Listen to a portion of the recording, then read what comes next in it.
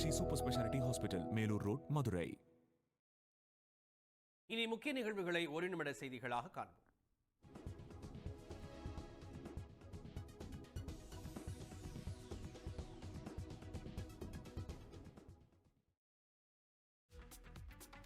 தமிழ்நாடு மீனவர்கள் பிரச்சினைக்கு நிரந்தர தீர்வு காண வேண்டும் என வெளியுறவுத்துறை அமைச்சர் ஜெய்சங்கரை முதலமைச்சர் மு க ஸ்டாலின் வலியுறுத்தியிருக்கிறார்.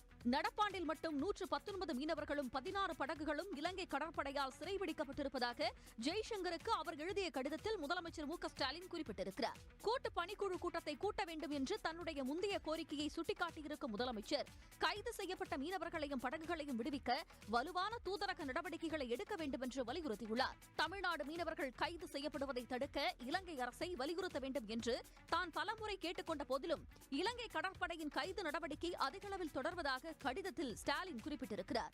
மீனவ குடும்பங்களின் வாழ்வாதாரம் கடுமையாக பாதிக்கப்பட்டிருப்பதால் இந்த பிரச்சினைக்கு நிரந்தர தீர்வு காண வேண்டியது மிகவும் அவசியம் என்று முதலமைச்சர் வலியுறுத்தியிருக்கிறார். நெல்லையில் கல்வித்துறை சார்ந்த அலுவலகங்கள் செயல்பட்டு வந்த கட்டடத்தில் திடீரென தீ விபத்து ஏற்பட்டதால் பரபரப்பு நிலவியது.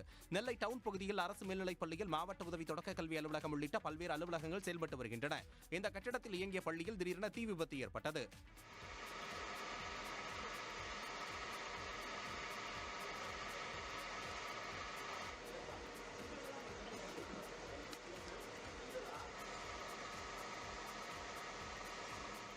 தகவல் அறிந்து விரைந்த தீயணைப்புத் துறையினர் மற்றும் போலீசார் சுமார் 3 மணி நேரம் போராடி நெருப்பை கட்டுப்படுத்தினர்.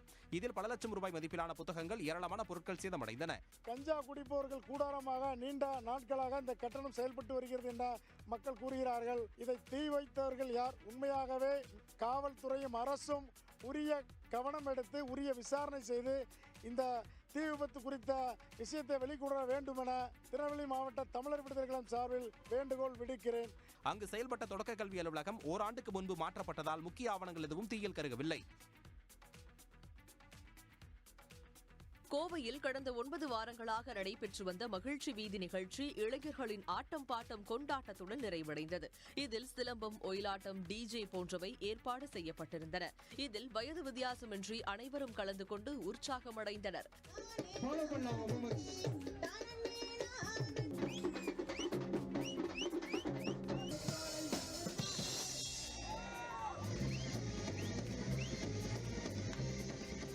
இந்த நிகழ்ச்சியை ஒவ்வொரு ஆண்டும் நடத்த வேண்டும் என இளைஞர்கள் கோரிக்கை வைத்துள்ளனர். மிங்கிளான நிறைய பேர் போட்டோஸ் எடுத்தாங்க, வீடியோ எடுத்தாங்க, ஜாலியா இருந்துச்சு.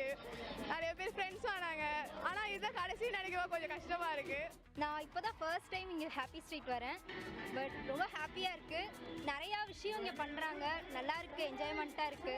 கோவையில் மகிழ்ச்சி வீதி நிகழ்ச்சி முதல் 4 வாரங்கள் ஆர்எஸ்புரம் பகுதியிலும் பின்னர் கொடிசியா மைதானத்திலும் நடைபெற்றது. இந்த நிகழ்ச்சி ஞாயிற்றுக்கிழமைகளில் ஏற்பாடு செய்யப்பட்டதால் குழந்தைகள் உட்பட ஏராளமானோர் திரண்டு வந்து ஆட்டம் பாட்டத்துடன் கொண்டாடி மகிழ்ந்தனர். இந்திய கிரிக்கெட் அணி ஒருநாள் போட்டிகளில் தொடர்ச்சியாக 12 முறை டாஸ்களை இழந்து மோசமான சாதனையை பதிவு செய்துள்ளது. இந்திய அணி பாகிஸ்தானுக்கு எதிரான போட்டியில் டாஸை இழந்தது. இதன் மூலமாக கடந்த 2023ஆம் ஆண்டு ஒருநாள் போட்டி உலகக்கோப்பையில் ஆஸ்திரேலியாவிற்கு எதிரான ஆட்டத்திற்கு பிறகு இந்திய அணி ஒரு முறை கூட டாஸ் வென்றது இல்லை என்ற நிலை தொடர்கிறது. ஒருநாள் கிரிக்கெட்டில் தொடர்ந்து 11 முறை டாஸை இழந்த நெதர்லாந்தின் மோசமான சாதனையை இந்தியா தற்போது முறியடித்துள்ளது.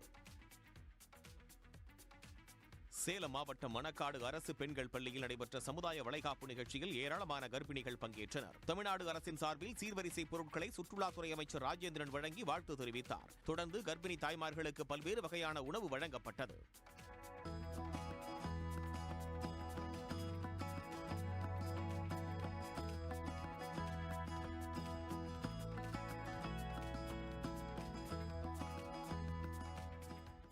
விலையில் போட்டாங்க, மாலை போட்டாங்க. வீட்டில் எப்படி செய்கிறாங்களோ அதேமாரி அப்பா அம்மா செய்கிற மாரி இவங்களும் செஞ்சாங்க. எனக்கு அம்மா அப்பா இல்லை, அதனால் கவர்மெண்ட் மூலிமா பண்ணியிருக்கிறாங்க. மாமியார் வீட்டில் செய்கிற அளவுக்கு வசதி இல்லை, அதனால் கவர்மெண்ட் மூலிமா எனக்கு செஞ்சுருக்கிறாங்க. ரொம்ப சந்தோஷம், ரொம்ப ஹாப்பி. அவருக்கு நான் நன்றி கடன் பட்டிருக்கிறேன் முதலமைச்சருக்கு. நிகழ்ச்சியில் பேசிய அமைச்சர், நாட்டிலேயே தாய்மார்களுக்கு பாதுகாப்பான மகப்பேறு நடைபெறுவதில் தமிழ்நாடு முதலிடம் வகிப்பதாக கூறினார். இதேபோல் புதுக்கோட்டை மாவட்டம் விராலிமலையில் திமுக சார்பில் 100க்கும் மேற்பட்ட கர்ப்பிணிகளுக்கு சமுதாய வளைகாப்பு விழா நடைபெற்றது. ஒன்றிய அரசின் வக்ஃப் வாரிய திருத்தச் சட்டத்தை கண்டித்து வரும் 27ஆம்